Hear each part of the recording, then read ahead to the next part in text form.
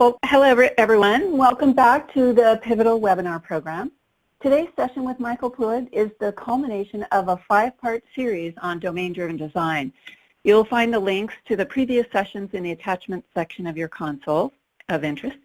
And we encourage you throughout the session to ask questions, and Michael will be addressing those at the end of the talk. Thank you so much for joining us today, and without further ado, I'd like to turn the presentation over to Michael.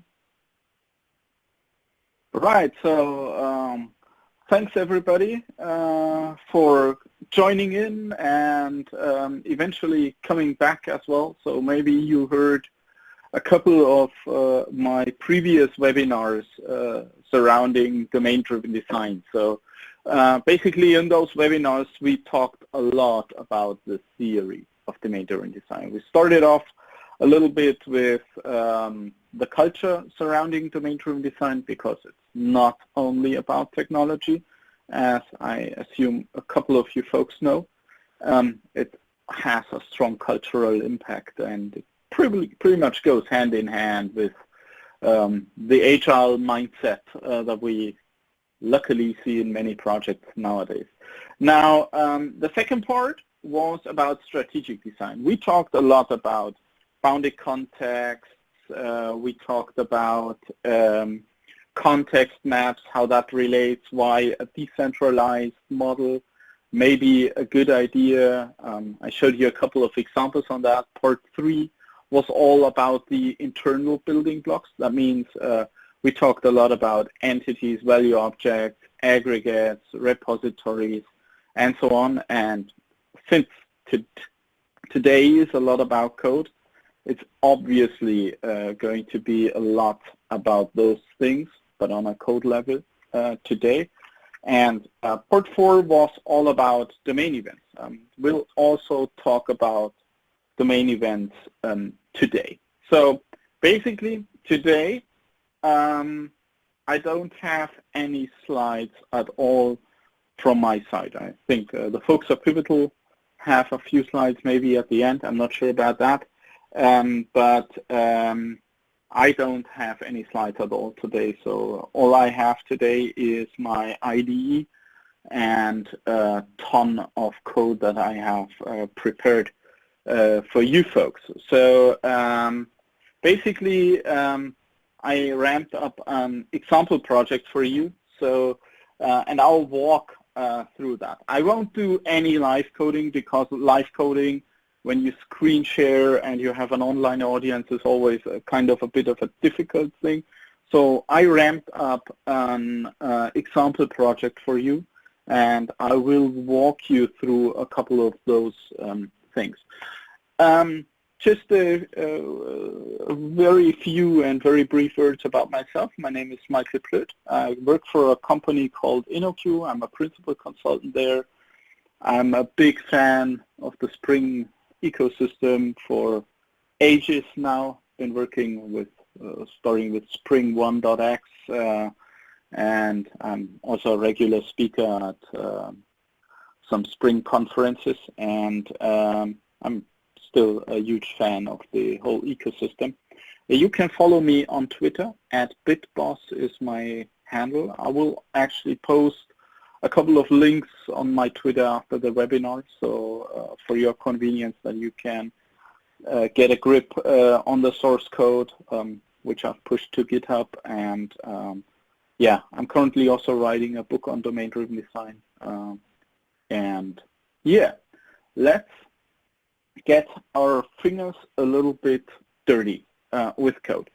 So one thing, the example that I'm going to walk you through is about a banking project. So it's a very, I would say, sort of a sophisticated scoring module in a banking system. So today, I'm not going to talk a lot about, I would say, microservice architectures and stuff like that, but the stuff that I will present today will work very nicely in a microservices architecture. And basically, you could basically think of this easy, tiny scoring module as a microservice.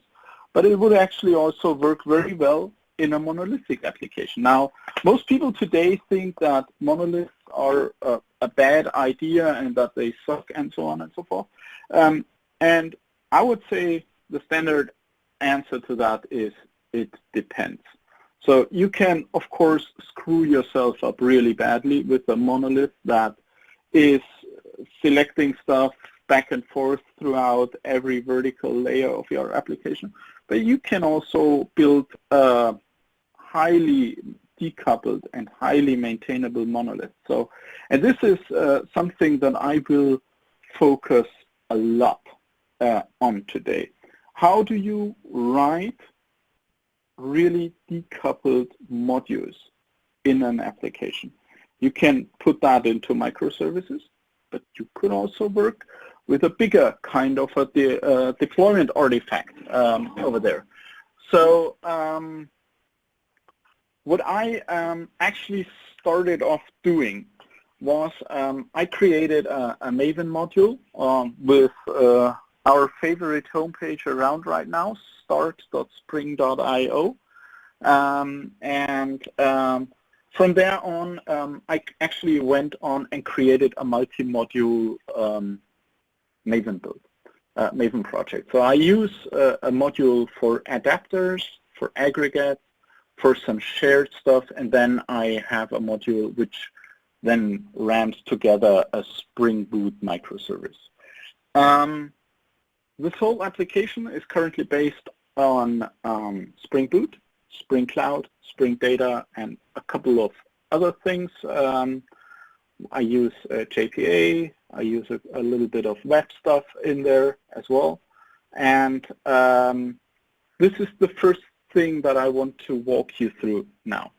But I have another application with me, which is very strongly focused on event-driven stuff, which sports 5 microservices that communicate with each other in an event-driven manner. And I want to show you a few things in that, in the second part of the webinar. So, without further ado, let me get started and let's take a look at, I would say, a thing that many people call hexagonal architecture or onion architecture.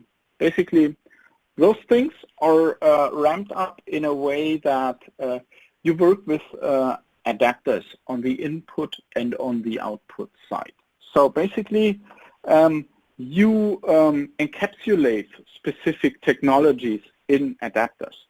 And that's something that I have done in this project. So basically, this adapters project contains, I would say, 3 things. You could split that up further if you want to, no worries, but I wanted to stick to a simpler structure in the beginning, so I mixed a few things together.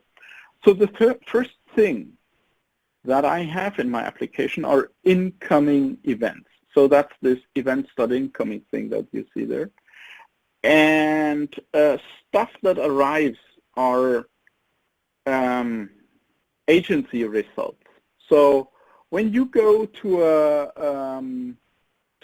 a bank and you apply for a credit, you get an event, or they will go to a credit agency and ask for your rating with them. So basically, they know about your creditworthiness across a couple of banks.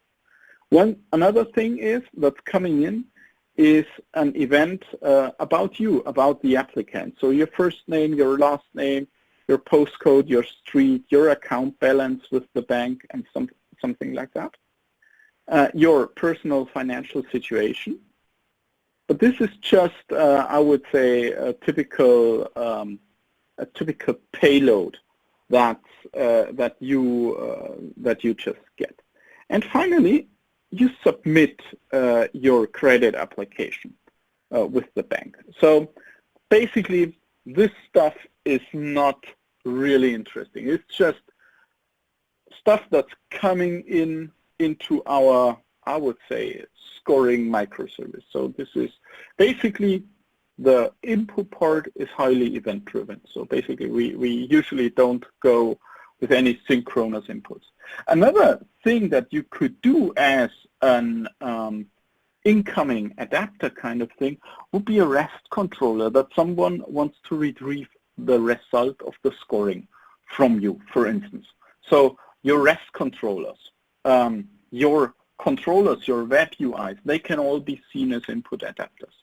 This is where you work technology specific. Now, in my case, I work with a technology from the Spring environment called Spring Cloud Stream. So I work with messaging. And in order to do that, I enable a binding on a certain channel, on application process channels. So this enabled binding is an annotation that comes with Spring Cloud Stream. Spring Cloud Stream is basically an abstraction over RabbitMQ and Kafka. So you can either put it on top of Kafka or you can put it on top of RabbitMQ. My current example runs on top of RabbitMQ. And so the channels that I have in there are basically the arriving of the agency result, the applicants, the submission of the credit application, and my financial situation. This is just a convenience kind of thing. Those strings over there, they map to the methods that we have in there. Now the next step in terms of incoming messages is then the message listener that does stuff. And this is where we step into the next part. So basically, all that stuff is highly technology specific. So this is about Spring Cloud Stream. It's already, Rabbit is already abstracted away from that. And I mean, that's basically messaging specific. But one key aspect of domain-driven design is that we don't want to mess up our business code with, I would say, technology. So one piece of technology that, or I would say our business or business code basically consists, in my eyes, of, I would say, two major parts. One part are, I would say, rules, calculations, algorithms, and so on. And the other one is that you know how to orchestrate certain steps in a business process. And this, and that you know how to orchestrate between, I would say, you get an event in, you retrieve some stuff from a database, you do some calculations, you do some, I would say, well, you run through some algorithms, and then you have a result and you want to store it away in a database or something like that. Now, this brings us to the next part in an onion architecture. So basically, we take the next step in there and we talk about application services. And that's something you can see there. This messaging listener basically delegates to a general scoring application service. So this application service now knows how to, what has to be done when there is an agency result, when there is an applicant, when there is a new financial situation, or when the application has finally been handed in. And this is a part of the knowledge of the application service. Now let's step into that application service. So what we see here are a couple of methods. Let's say score the agency result, score the applicant, score a financial situation, perform a final scoring, stuff like that. That's part of our application service here. Now this application service also knows a little bit about repositories. Repositories, and that's an interesting thing, I will get back to them later on again, are part of our so-called output adapter.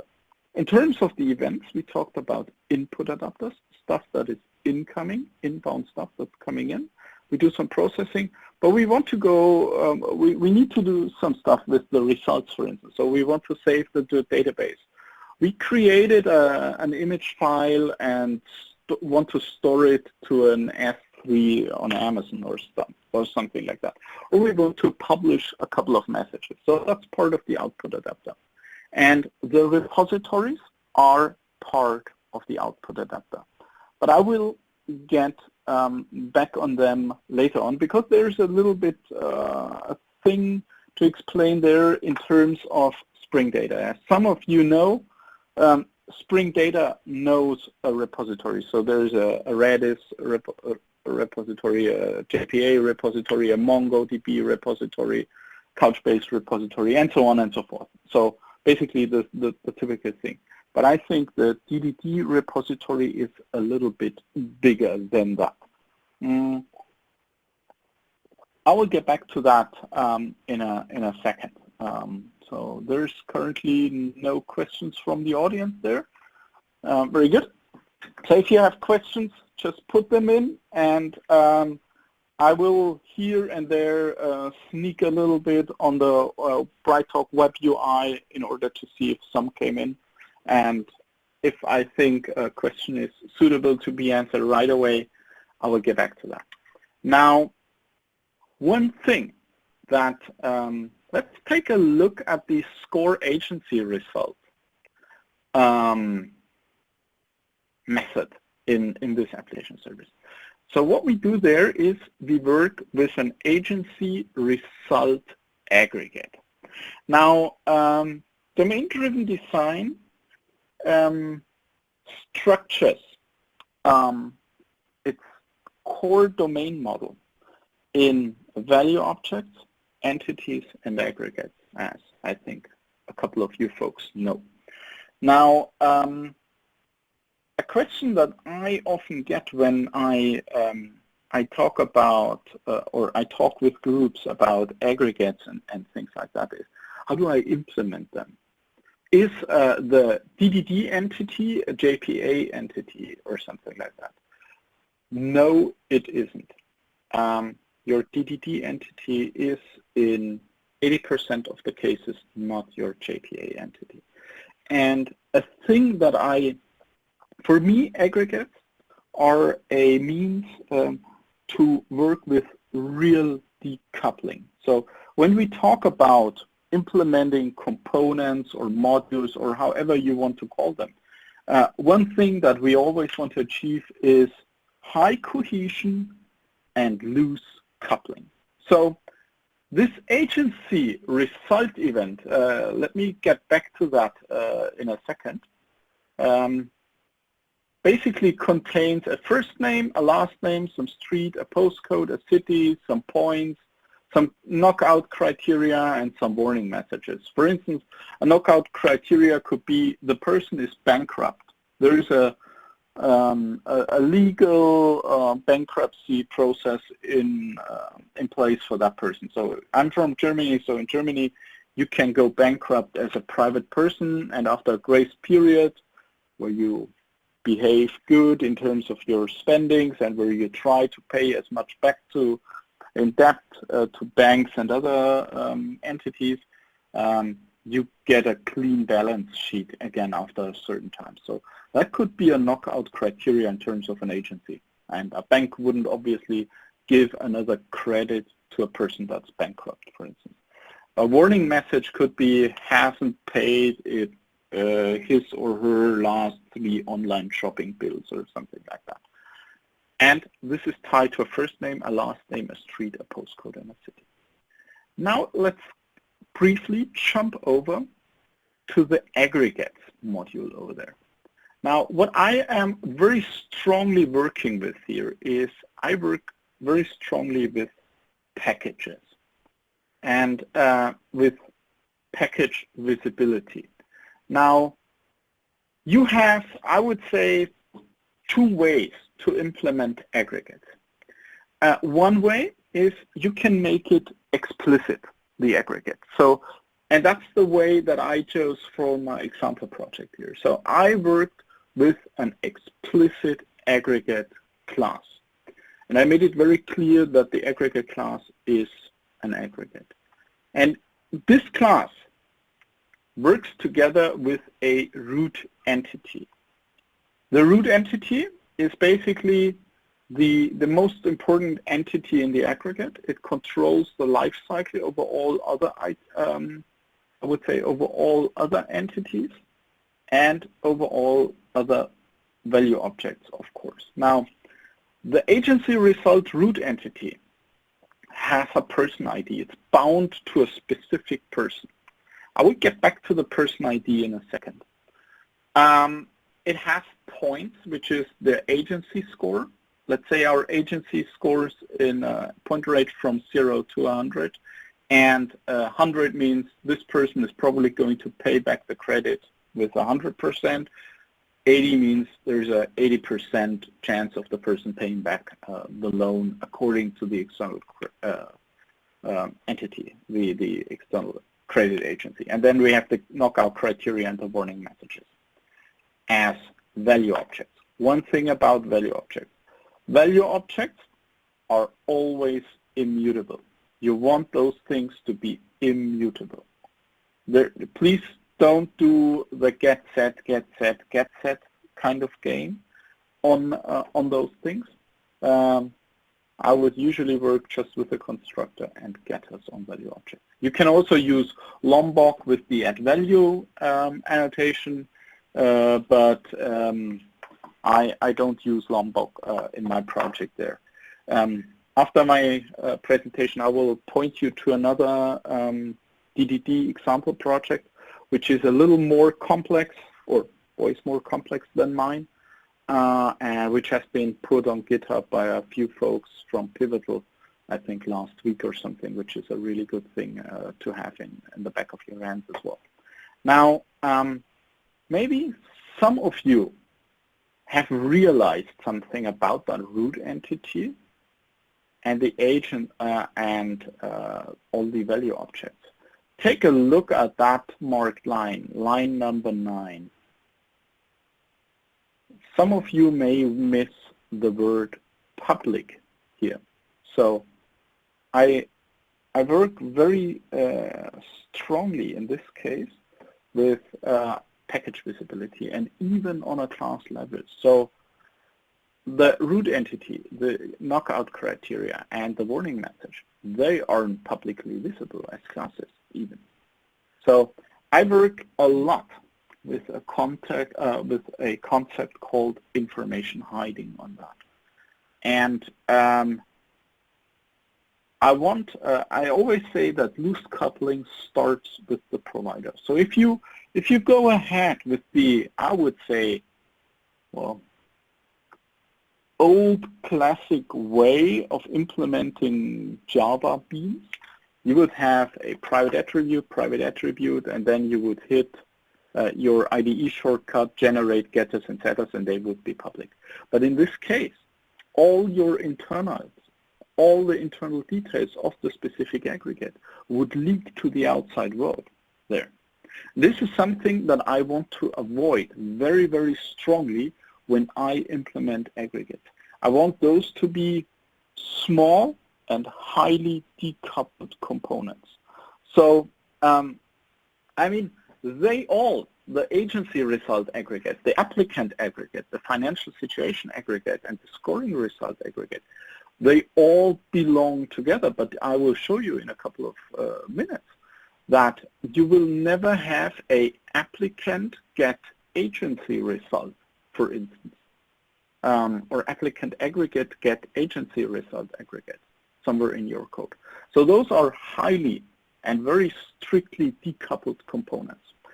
And let's take a quick look at a UML diagram of that. So I'll quickly check if there's any questions. Yeah, there's a question from the audience. Is this code on GitHub so you can follow along? yes, parts of the code have been pushed on my GitHub today. I'll briefly show you. It's the DDD with Spring repository. I've set it to private. I will make that, oh, wait a minute. I'll quickly make that public now. So if you want to fork it or anything like that, you can do it right away. Michael, would you mind sharing the URL with me and Amy, and we'll put it as an attachment to the website? Sure. Yeah. Sure. I'll do that. Do you want that to be done now or later afterwards? After is fine. Okay. So for those who want to see it really quick, please go ahead, github.com and Plod DDD with Spring is the repository. So should be public by now. That's the one I'm currently working with. But be aware it's not at 100% right now. Over the Easter holidays, there will be some adjustments to it. It's always presentation-driven, just-in-time programming, as you certainly know. So now, when we go ahead over there on the agency result aggregate,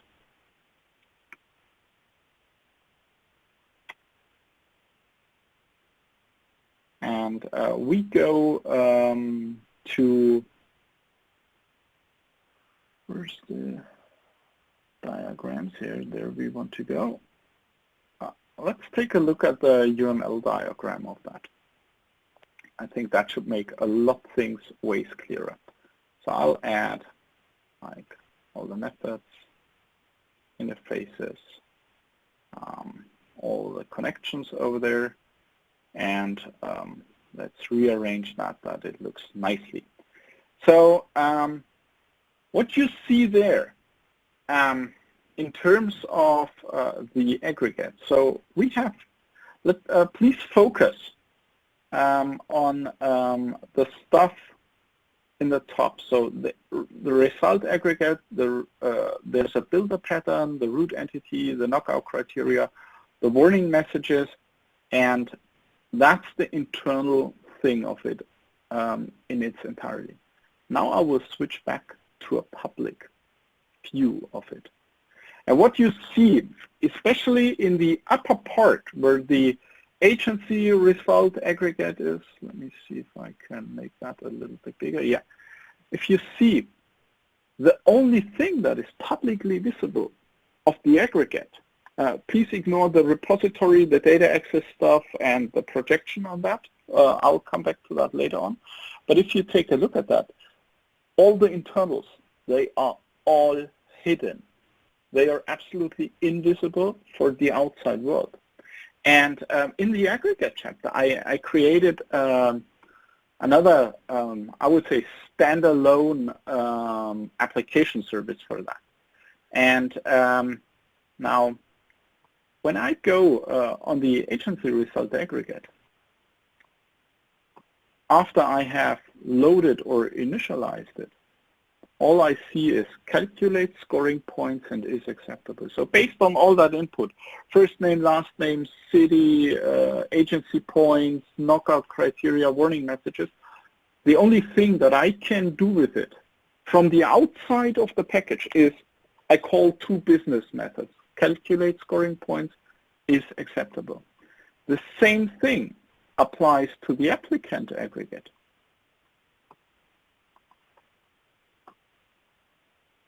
Calculate scoring points. That's all I have on it. There's nothing else I can do with it. Imagine yourself having an electric car and you look at the battery of a sophisticated electric car. This battery consists of hundreds or thousands of battery cells. Each cell has an internal status and so on, but there is just one public interface to it. That's the complete charging state. Is the car charging? How long does it charge, and so on. And that's exactly the idea that you want to achieve with your aggregate. And let's go to this aggregate class again. So basically, my aggregate directly goes to a root entity, and there is, I would say, the DDD community knows one internal building block type called factory. So please externalize the creation of your aggregates, of your entities, of your value objects. What I personally prefer a lot is I like working with the builder pattern instead of the factory. I mean, there's a back and forth. There's pro and con arguments for both ideas. This time I have worked with the builder, and I put the builder on the aggregate. Another thing that you could do if you want to, you can put all that stuff directly on the root entity and toss away the aggregate class. That's, for instance, a thing that Von Vernon does quite often, that you also see in the other GitHub example, which I'll show you at the end of my talk from the Pivotal folks. They do it like that. I wanted to show you a second option to that, because I think there are two concerns. One is the real business thing, and one is the aggregate concern. By that, I can separate both concerns, but there is nothing wrong with merging them and going away from this structure.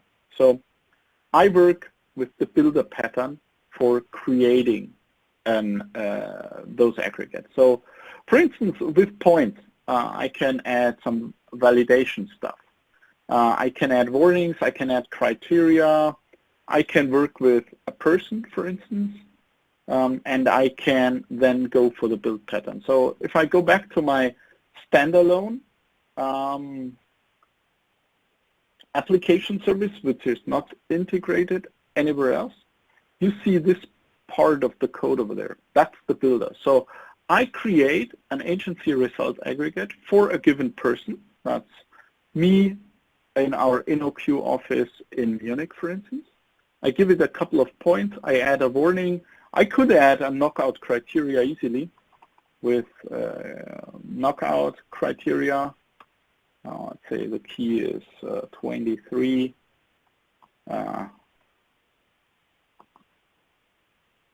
Is broke, for instance, and then I ramp up the aggregate.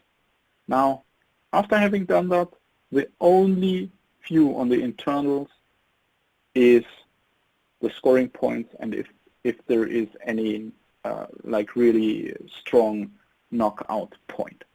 And the same applies, for instance, let me go to the financial situation. So on the financial situation, I add an application number, a salary, a rent, other income, cost of living, build, and all I can do with the financial situation up there is, you may guess it, calculate scoring points. So one thing to be aware of here, I mean, yes, that's a Spring Central webinar. This is a Pivotal webinar, but please take a look at the aggregate. Do you see any import, org, Spring framework, whatever kind of thing there? No, you don't. You want this stuff to be absolutely technology agnostic. And this is a general rule that I would strongly enforce in my project.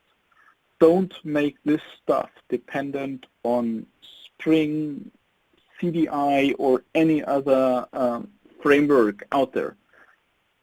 You want to be able to unit test this stuff. And this is a structure that you can easily unit test. This works really well in terms of unit testing. Now, I'll show you another UML thing, financial situation. Let's go to the financial situation. Hello. Diagrams, show diagram, Java class diagram, and let's ramp up everything again.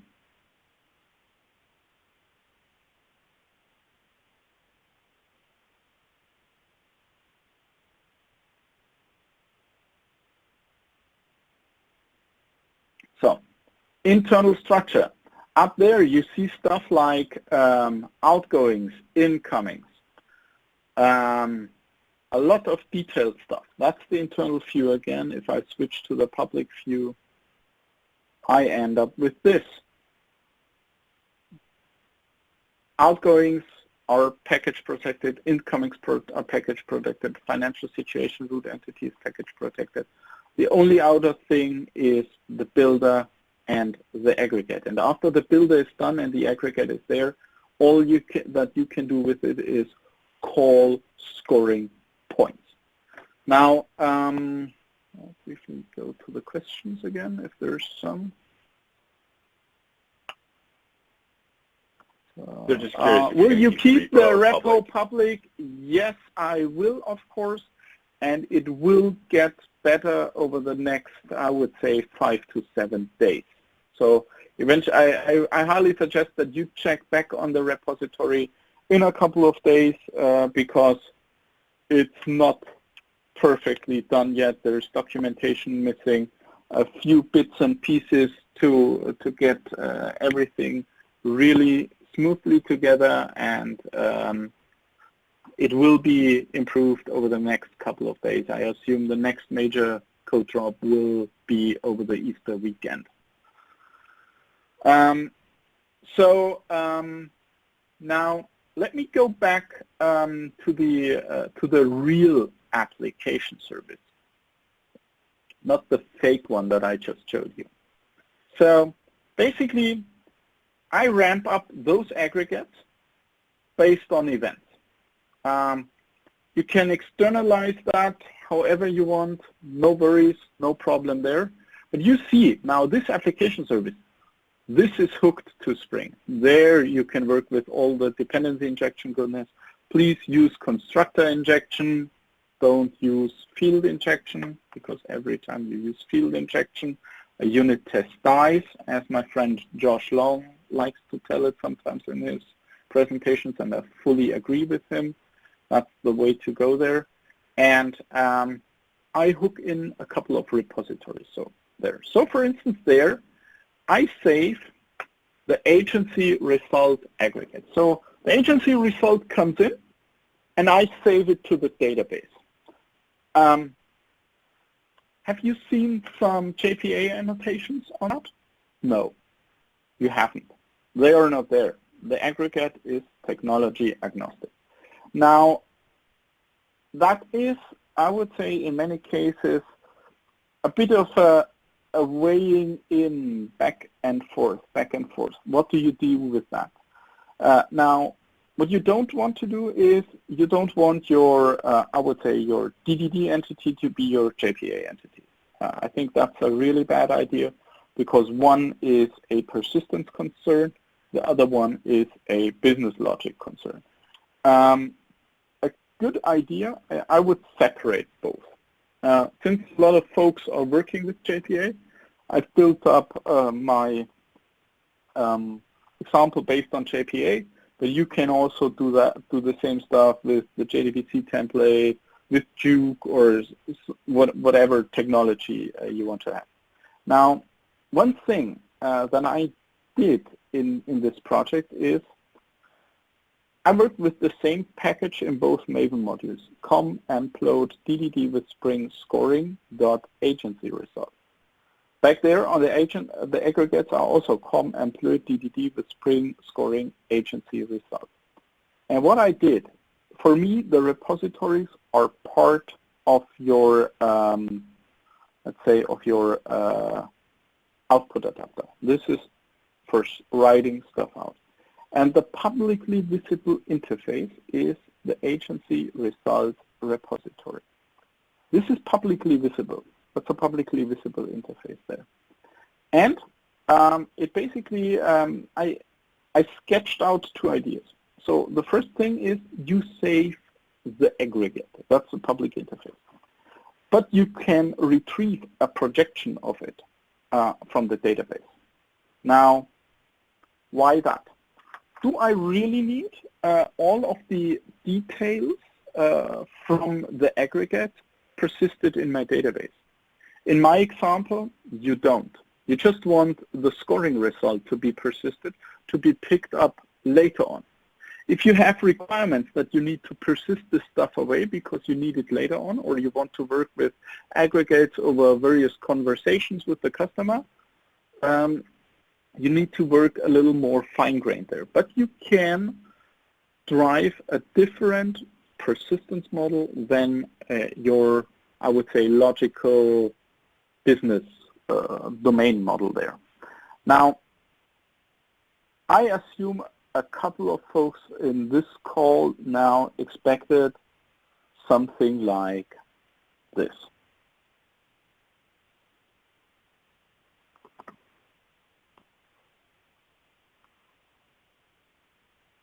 Extends the JPA repository from Spring data.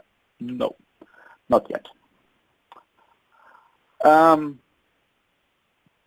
This is a pattern that I actually took from the other DDD by Examples project that was just published last week from a couple of folks at Pivotal, and I think they had a really good idea on that, and this is, in my eyes, that was a really good idea. So what they did is they have a class JPA repository that implements this one.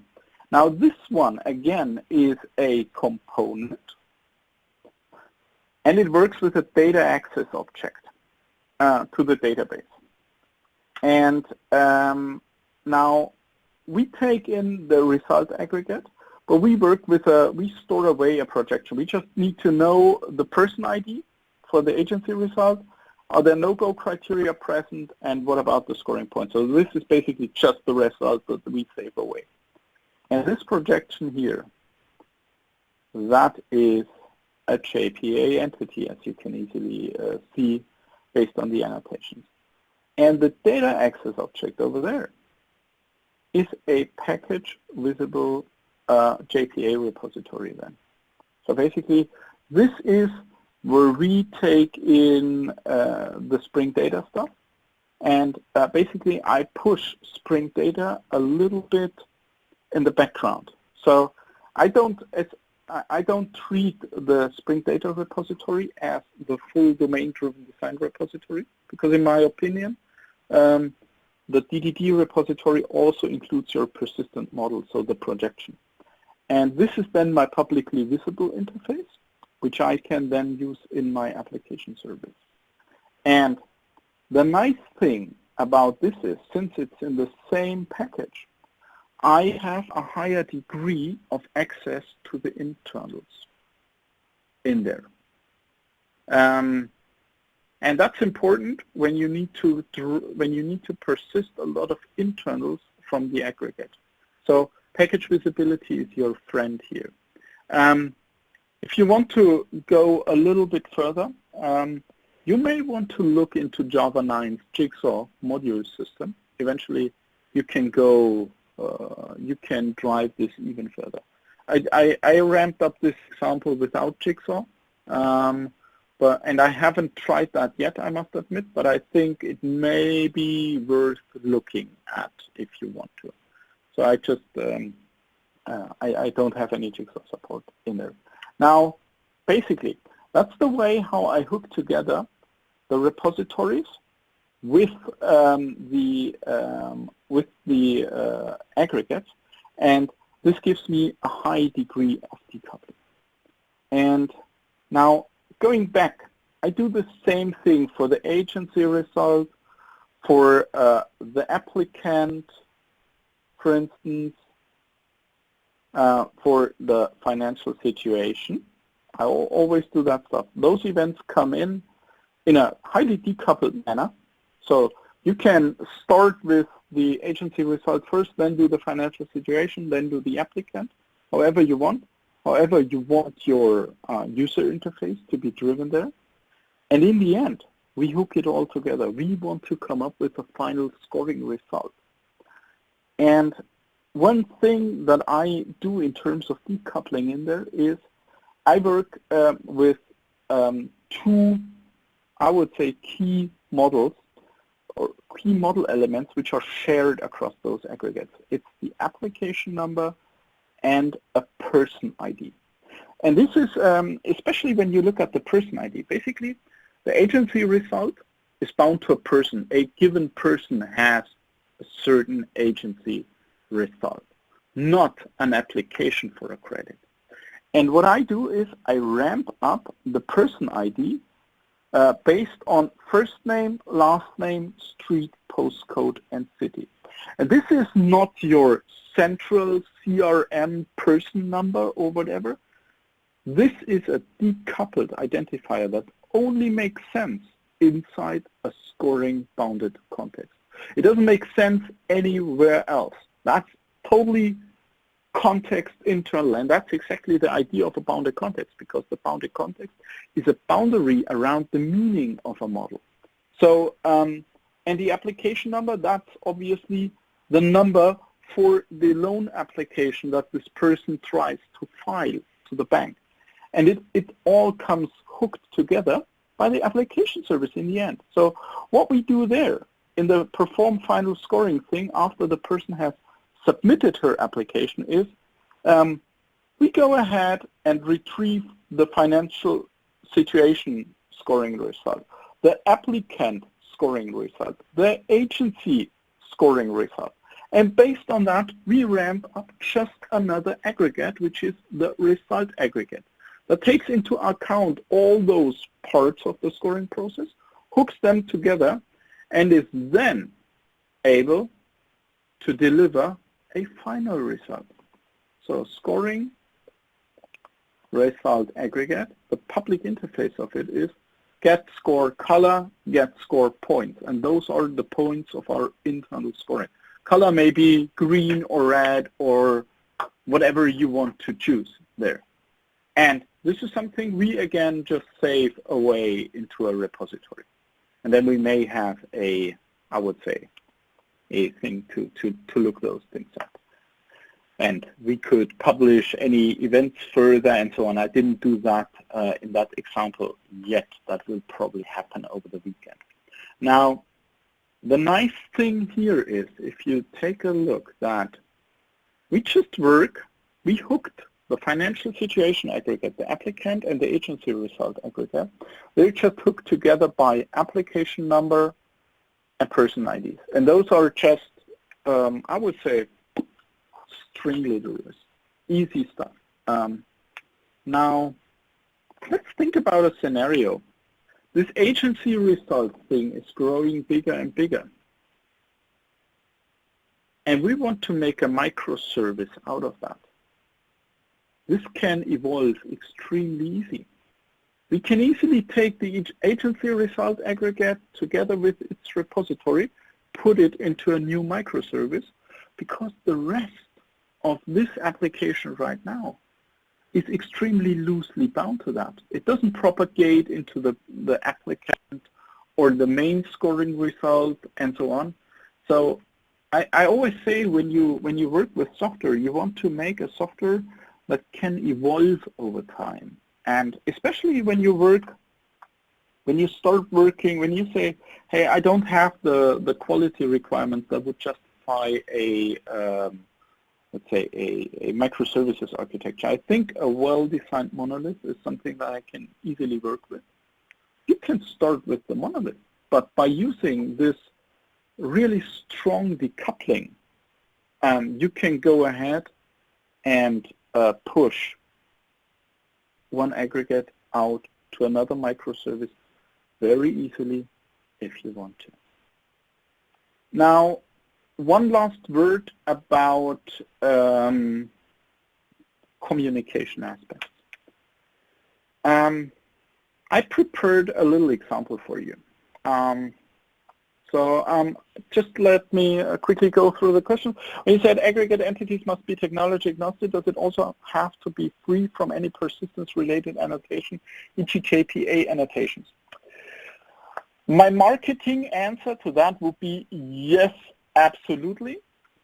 My common sense day-to-day project answer would be that would be a highly preferred way of doing things. Yes, I would prefer doing that. Now, I have another application up and running for you.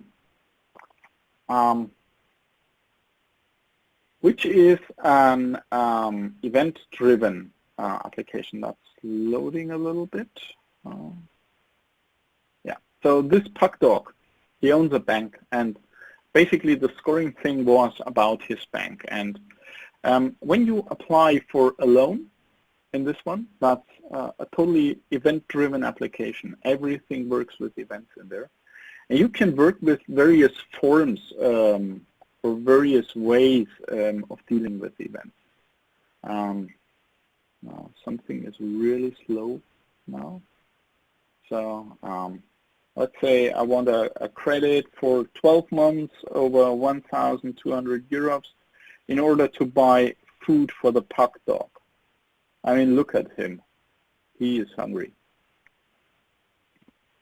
And we go over to the financial situation. Let's say we earn 3,000 euros. We pay 1,000 for rent, and we love going to bars and discos, so we need 1,000 for cost of living. And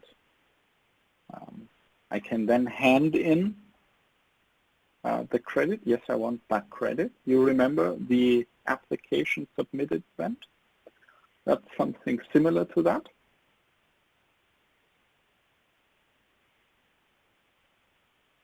And hello.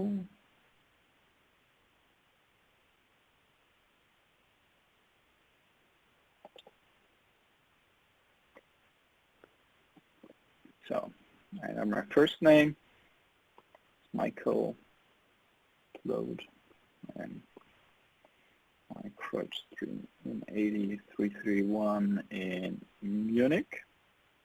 I proceed on that, and I hope it gets a little bit visible on the with the webcast, because there's certainly a certain latency associated with it. So you see some things have been processed right away, and now everything is there. So basically, that there's an application number generated event, an application entered event, customer entered event, scoring performed event, and credit application approved event. One interesting detail is the last event, the implementation side of it.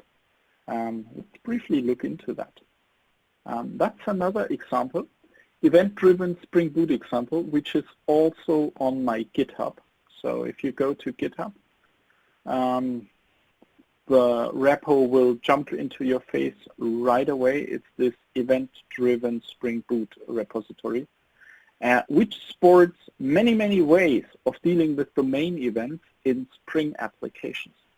And the credit decision context has a very interesting way of dealing with events because it works with HTTP feeds. So if I go over there and say credit decision and feed, what I get is an atom feed of approved credit decisions. So you can work with Spring MVC REST controllers and domain events. You don't even necessarily need Spring Cloud Stream and Kafka and Rabbit if you have, I would say, decent event processing requirements. So what this does is this credit decision controller gives you a feed of type application atom XML, and we work with an atom view on that. And for instance, the application process microservice is going ahead, and it's, where is that? Check this out, that's the feed. The credit decision poller. Like every 15 seconds, we just poll new feeds. And this is an interesting thing when you talk about eventual consistency. When you say certain things have to be consistent after 10 minutes or something, or 5 minutes, or 30 seconds, you can easily work with feed polling without having to maintain a complex Kafka or Rabbit infrastructure. Of course, if you're in the high load or high performance sector, that's not an option. but many of us actually aren't in that sector. So just take a look at that if you want. So this Spring Boot application, which I just wanted to pinpoint at the end, may be an example if you want to work with domain-driven design and you want to leverage domain events. It also contains various types of events, one with the full payload, some with RESTful URLs, and so on. So maybe you want to look into that. And one last thing that I want to show you at the end is this GitHub example. It's DDD by examples. As far as I know, a couple of Pivotal folks are also active on that project. And that's a project, and you see from the commits, it's fairly new. It aims at showing a couple of DDD implementations of it. So I think after I finalized my Spring DDD with Spring project, I will offer it to them as well if they are interested, and I'd be happy to contribute. But if you want to look further, especially the factory example is really complex and really sophisticated. That's really good stuff. All right. That sounds great, Michael. Yeah, that sounds great. Definitely interested. Yeah. Are you involved with that, Peter? No, but I know a guy. Okay. So, okay. I think we have time for a few questions. So if you have any questions, just drop them in there. You can also contact me on Twitter @BitBoss. I will drop a few links on my channel after the call. So let me hand over to Peter while a couple of questions may pour in. Sure, absolutely. Yeah, thank you, Michael. And you know, I'm sure the question on everyone's mind is, you know, how's your seminar, and I think it was a book, right, coming along? How's that going? Well, the seminar is finished now, so that was the last drop of the webinar series. I also offer DDD trainings, yes, public trainings, on-site trainings. You may contact me on that with a really complex case study. That's going along very good. I'm currently still about writing the book. I'm writing slower than I expected to be, but the first release will drop very, very soon. I'm in the last steps to the first release. Awesome. Well, I'm sure our viewers are really well. I'm sure our viewers are going to be interested in that. So yeah, please share it when you start getting drafts. And yeah. It's hard work. No, there's no question. Well, folks, if you're interested in getting a hold of software, you know, I think the easiest way to do that, of course, is via Maven and Gradle. So if you're looking for Spring Boot, Spring Data, or Spring Cloud software, just look at the project page and grab your Maven or Gradle coordinates, put them in your build file, and you're off to the races. Of course, if for some reason you are on a you know, military or government or otherwise, you know, protected from the internet, or cut off from the internet, I should say, behind, you know, hundreds of proxy servers, you can get HTTP downloads if you have to. We just don't make it very easy for you because it's a really poor experience, but all the way around. But you can get HTTP downloads if you absolutely need them from repo.spring.io. That's our nightly, I think it's Artifactory or Bitbucket or something like that. But repo.spring.io. Again, that's repo.spring.io if for some reason you really need HTTP downloads. Great. And Michael, this has been awesome. This is the conclusion of an epic 5-part series. You know, really happy to have you on the program, and looking forward to hopefully having you back at the Spring One platform. The call for papers is in fact open. So if you're listening, or if you're Michael, you know, you should consider submitting a talk. We'd love to. I will. Love to have you back. The call for papers will be closing on April 15th. And also we are doing some local events for the first time we're, you know, taking Spring One on the road. So it's coming to a lot of cities in the U.S. and Europe. If you go to Spring One Tour github.io.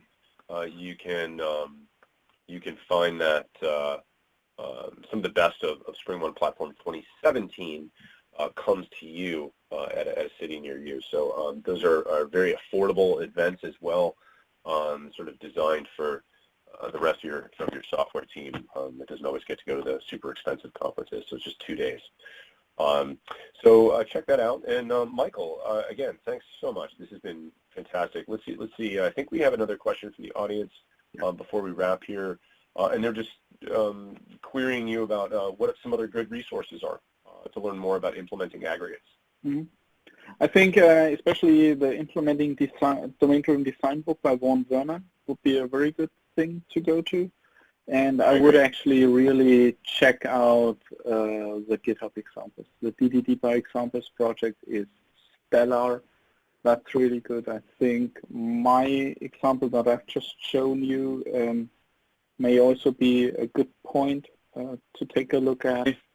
And if you follow follow Chris Richardson on Twitter, he talks about aggregates a lot as well. He's got some great materials, so that might be another resource for you, whomever asked that question. Yeah, absolutely. Another question coming in. So your services are orchestrating calls to multiple aggregates. Where does your transactional boundary start at that level? How do you maintain a transaction consistency across aggregates in a typical microservice architecture when you have critical services such as a payment functionality? Ooh, great question.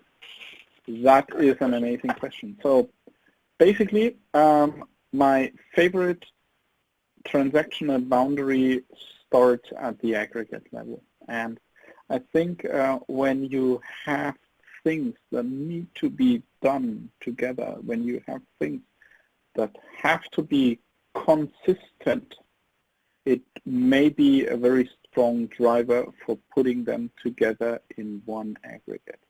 Now, if you read, let's say, the books or a lot of blogs, they always tell you, well, aggregate must be a consistent boundary, must be a transactional boundary, and so on and so forth. That's true. But we all know that software development and software architecture is very often driven by trade-offs. So sometimes you may have to make a trade-off decision on that. But I would say that's my preferred approach, how I would do that. And transactional, so my preferred way of consistency across aggregates would actually be eventual consistency. Yeah, basically that. Sometimes, I mean, yes, I know it from project work. Sometimes you have to work with a bigger transactional boundary. True. It wouldn't be my preferred way of doing it. But if my quality criteria demand it from me, and there are other good reasons for the aggregate design that you currently have, that's the way to go. I'm curious, Michael, do you ever see people, stepping, like in a microservice architecture, stepping out of that architecture for a moment, and it's kind of like putting a singleton in the middle of a cluster, right? Taking a step aside from eventual consistency and maybe having one narrow monolithic part of the application that is transactional, or does that just take the whole concept down? It has to be eventual consistency from end to end, or are there parts that you can do, where there is a transaction and have a sort of boundary from, a system that is transactional versus eventually consistent? Do you ever see people drawing lines like that? I'm curious. Yeah, I mean, obviously, that's no black and white answer, to be honest. I think those are the things where teams are often have to take trade-off decisions. And what I think is a good practice is if you have, let's say, an existing legacy part, for instance, that runs on extremely transactional COBOL systems or something like that, I would isolate them very strongly with an anti-corruption layer and stuff like that from the rest of the microservices architecture, so that I always maintain make sure that my microservices architecture can work on a fast pace, that it's not blocked out by, I would say, slower teams or applications due to Chrome architectures and stuff like that. Yep. Cool. I'm just curious. All right. Well, listen. Thank you so much. I think it looks like. Let me see if there's any last questions. Okay. This is a great time to leave us some feedback, folks. If you, before we end the webinar, this is a great time to do a couple things. One, go down to the attachments and links section of your user interface. And if you're looking for, if you'd like just a quick collection of the other parts of this webinar, all the links are there. The same link that you use to come register for the event, we will post a link to Michael's GitHub, although it doesn't sound like it's terribly difficult to just Google on your own, so hopefully you heard him on that. But we will post the link as an attachment to the webinar replay, which again is the same URL you use to register. So you find it in your email and click on the invite, and it'll take you back to the replay, which is also something you can share with your colleagues, of course. That replay will be available later today, and we'll be while we aren't. I don't believe we're posting the slides. We will have the webinars replays available for you to share with your colleagues. And then, if you wouldn't mind, this is a great time also, if you want to tell us what you'd like to see in the future, you can go down to the voting tab and tell us what types of topics you'd like to hear about from us and see on the Spring Webinar program. So I think with that, if there are no more questions, we can call it a day. Let me just check. Yeah, looks like we're out of questions for the moment. Michael, anything you want to sort of say? You mentioned your training is going well, and that you offer these trainings. Are you just doing it in Europe? Anything more you want to say about that before we kind of sign off? Well, I always like to travel, so I'm happy to go anywhere. Well, basically, the training that I offer can be done as a 2 or 3 day course, and it actually works based on a pretty complex case study. So it's a mortgage loan application.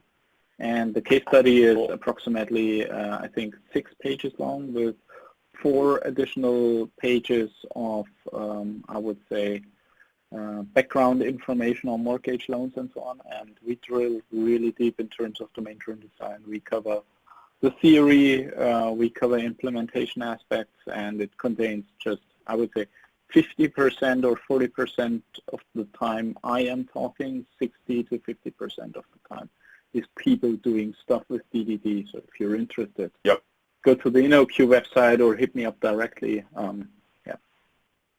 Okay, so that's happy to come to your place or Q.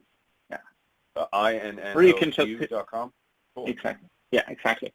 So if there's interest, just hit me up. I can come to your team, to your office, or whatever you want. That sounds pretty rich. There's a lot of experience there to be had. That's awesome, Michael. Well, listen. Thanks so much. This is like I said, the epic 5-part series. Just want to thank you so much for doing this. I know our viewers have appreciated it. I can see the registration numbers and the interest level has been very high.